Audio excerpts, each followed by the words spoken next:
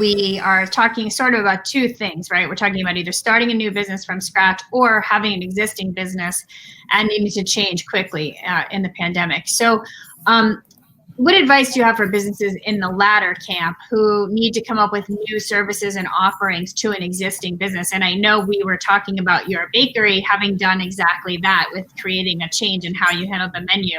And I think that's really interesting. So if you want to talk with your ADP hat and then tell us about what you did at the bakery, I think that people would love to hear that. Yeah, absolutely. And it kind of plays in with what was just mentioned around the what's interested in and what you're good at is it's looking for those natural opportunities to expand your sweet spot.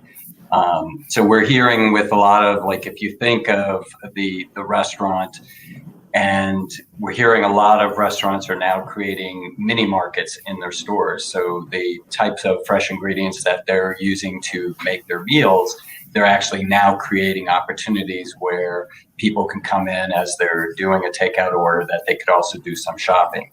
We're seeing that in the baking business also, where there was a shortage, at least in California, on flour as everyone started baking at home.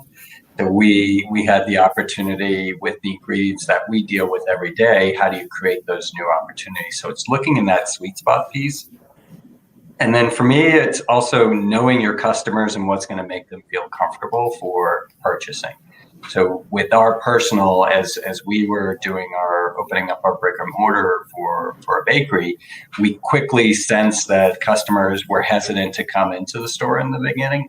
So we quickly put up an online menu that allowed them to place the order, pick their time. They could come in and grab and go, or we could do curbside pickup. Or do contactless doorstop delivery. So it's looking for those ways of finding natural opportunities and really expanding the opportunity. So your business has been around for a long time, but you have made some major changes during the pandemic. So tell us first what your business normally does, although Wheel and Tire probably gives it away, and then tell us about the shift that you've made. Yeah, so this business, International Wheel and Tire, was part of another engineering company that has been around since the 80s. And we're an automation company. We do special purpose machinery, vision systems, conveyance, tracking for plants.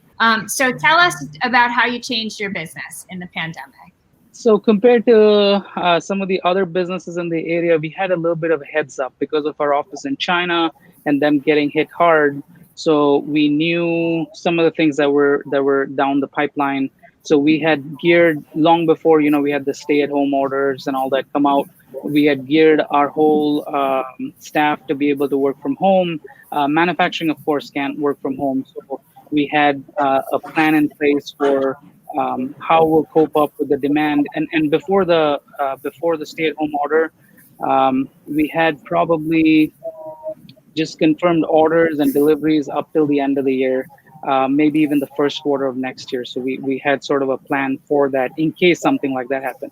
What we didn't see coming was that when the order came out, it affected all the automotive companies. The plants started shutting down. So, when we build equipment, it goes inside plants in a very strict schedule. So the plants are shut down in July, December. That's when these machines go inside the plants.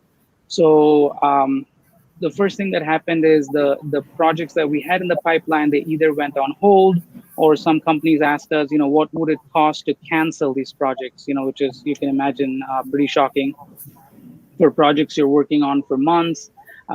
Some of the quotes that we had in the pipeline for 2021 all started to, everything went on hold. They said, we don't know what we're doing. So it was sort of an unsettling time for the business. And we had to sort of put our heads together. We have a staff of about 25 to 30 engineers. We have machine builders. So we're thinking how to best utilize this resource. And we are, like I said, for several years. I've been with the company since 2004. Several key employees have been there long before that. So, Will put it very nicely earlier. He was talking about what's your interest, what are you good at, what does the market need. So we started that same chain sort of backwards. We said, okay, what does the market really need right now?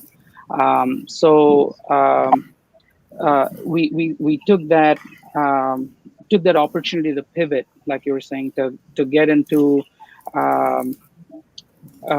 something related to automation that the market really needs. Everywhere on TV, we are hearing about the shortage of PPE. So we started building